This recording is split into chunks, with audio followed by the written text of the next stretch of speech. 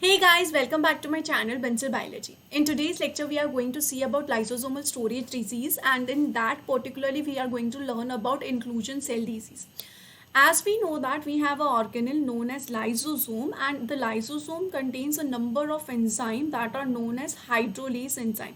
These hydrolase enzyme will be responsible for the hydrolysis of substances into their simpler form, and there will be a number of substances that will be broken down into the simpler forms of themselves. But what happen in these kind of diseases, that is inclusion cell disease, is that the number of hydrolysis enzyme is reduced, either reduced a lot or it is absent in the lysosome.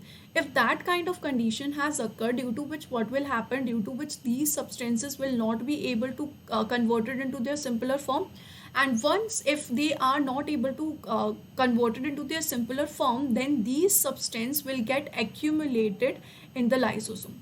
If they will get accumulated in the lysosome, obviously they will cause a number of diseases, as it's not a normal condition that is occurring.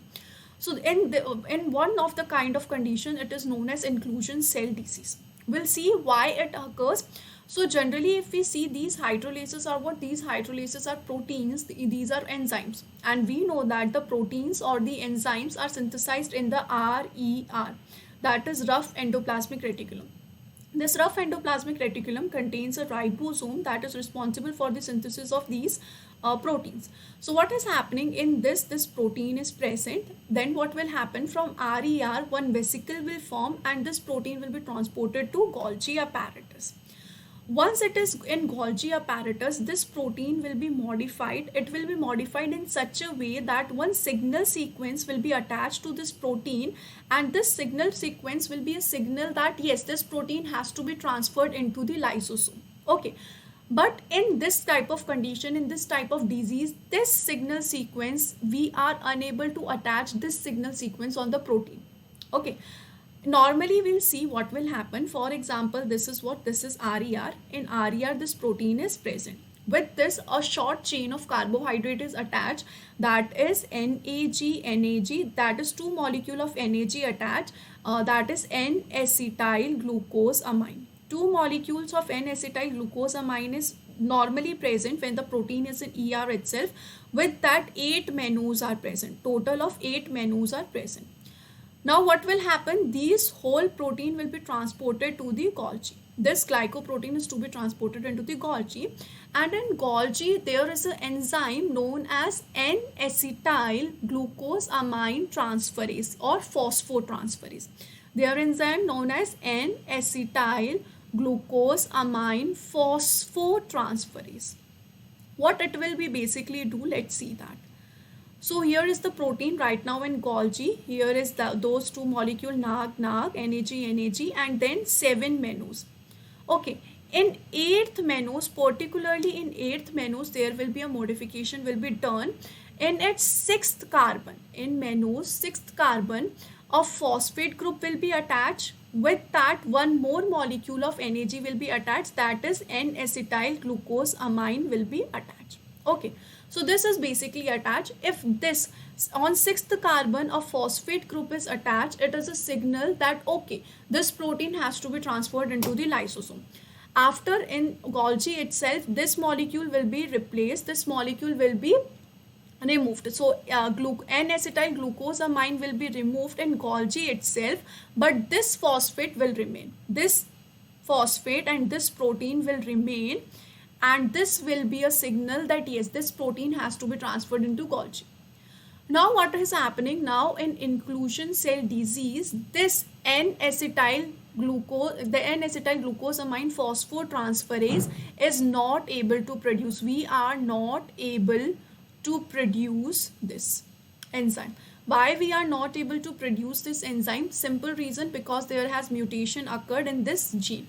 So the gene responsible for this enzyme or this protein synthesis have defect. Single gene defect has occurred that was responsible for the synthesis of the protein. As we know that gene does transcription, with that RNA is formed, and after RNA, protein is formed by a process known as translation. So if this gene is defective, then this protein will not be able to form. If the protein is not able to form, then this process is not able to occur. Okay. So this kind of disease is an autosomal recessive disease. This kind of disease is an autosomal recessive disease. What is the meaning of autosomal recessive? Is that we know that we are diploid organism. So if both the chromosome, if both the homologous chromosome are defective with the gene, only then the person will have defective N-acetyl glucosamine phosphotransferase synthesis. Or else if only one chromosome have the defective gene, it will be able to produce normal amount of N-acetyl glucosamine phosphotransferase. So it is a autosomal recessive. So in this, basically what will happen is, in this group will not be able to attach in this condition. In cis cisternae phosphotransferase is not present, so this condition is not able to occur. So the protein will be with only this. So the protein will be with 2 NAG and 8 mannose. That's it, 8 mannose. No signal for the transfer of the protein into the lysosome. If there is no such protein, if there is no such signal is present, so what will happen, this protein will be transferred into the trans-Golgi network, that is the last cisternae of the Golgi. After that, one vesicle will be formed.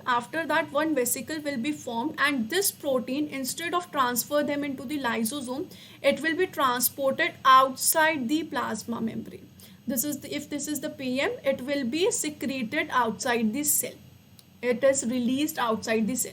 So if this enzyme is released outside the cell, or the number of enzymes are released outside the cell, the concentration of these enzymes will be increased in the extracellular fluid, that is in the extracellular region outside the cell, and the lysosome won't be able to contain this much number of enzymes. So if doesn't contain this much number of enzyme, that will reduce the amount of enzymes, and that will increase the amount of substances that are supposed to be converted into the simpler form.